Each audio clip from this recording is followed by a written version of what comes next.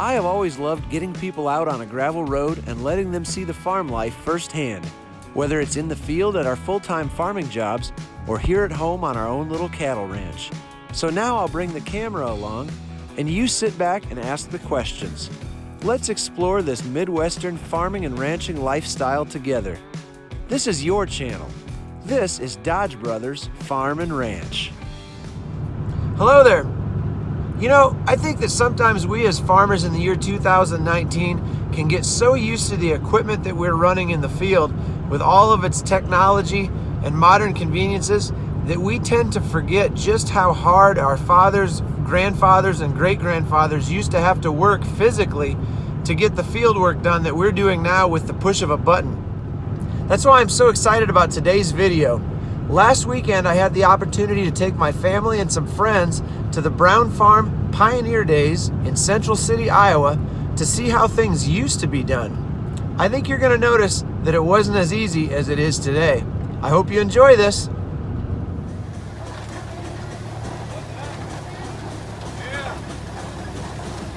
So the first thing I saw when we got there was this sweet old steam engine headed out to the field to do a little plowing.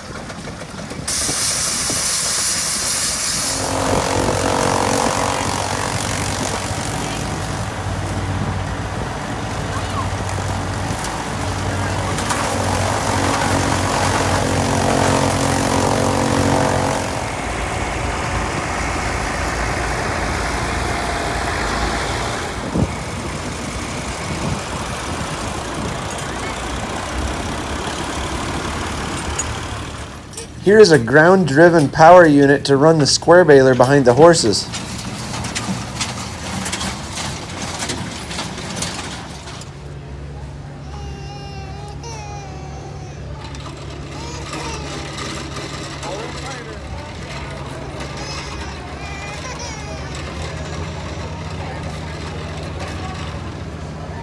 I found this cool 630 John Deere narrow front here, and I found this interesting that the thing that they're advertising about this tractor that makes it awesome is that it has power steering.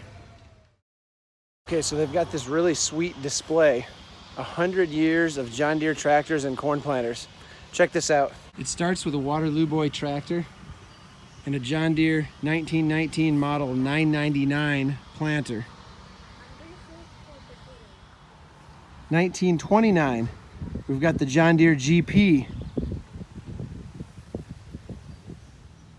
1939, a John Deere B with a 290 planter behind it.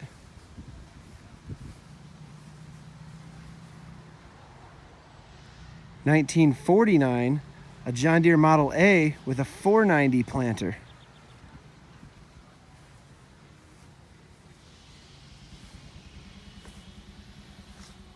(1959), a John Deere Model 630 with a 494 planter. Ladies and gentlemen, this tractor has power steering. I just sold a 494 planter a few years ago that I was using to plant sweet corn with. It was actually still a pretty good rig. In 1969, we have a John Deere 3020 wide front diesel with a 1240 planter.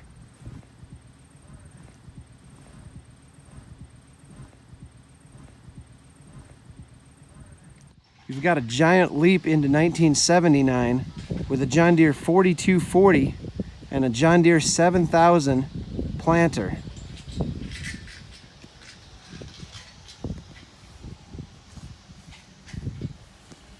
Now for the rest of them, they don't have any of the planters here, but they have the tractors here to represent. In 1989, they have this John Deere 4255. And here's a picture of the 7200 Max-Emerge planter.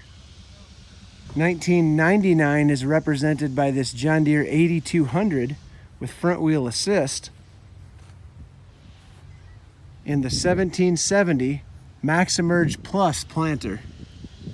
Here to represent 2009 is this John Deere 9330 four-wheel drive and the John Deere 1770. The whole display ends with this John Deere 8285R pulling a brand new ExactEmerge high-speed planter, supposedly capable of accurate planting up to 10 miles per hour. It's just flat out unbelievable how far some things have come. You know, I think the guy that decided he needed tracks on his Farmall M must have had the same sort of spring planting season that we had this year.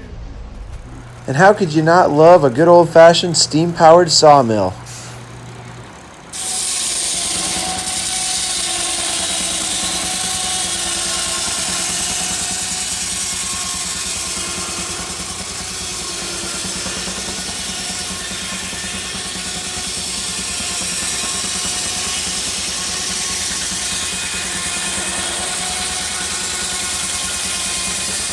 I noticed a few guys enjoyed the opportunity to back their old tractor up to the dyno, pour the fuel to it, and see how many ponies they still had underneath the hood.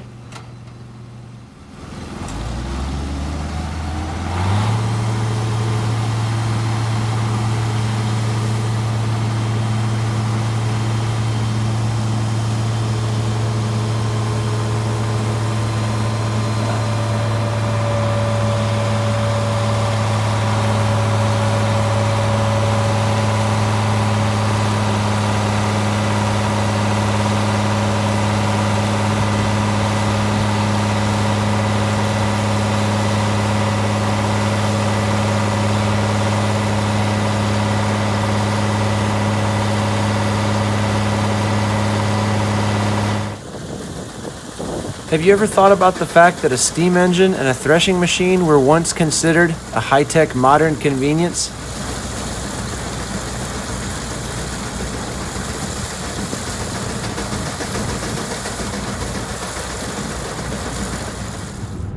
You know, I ended up having so much fun on Saturday that I actually went back down with my dad on Sunday because he wasn't able to make it on Saturday. And he actually used to run a 490 planter. And he remembers when his neighbor got a 1240 planter with the finger pickup, and he said the stand was unbelievably better with the finger pickup than it was with the old 490 planter.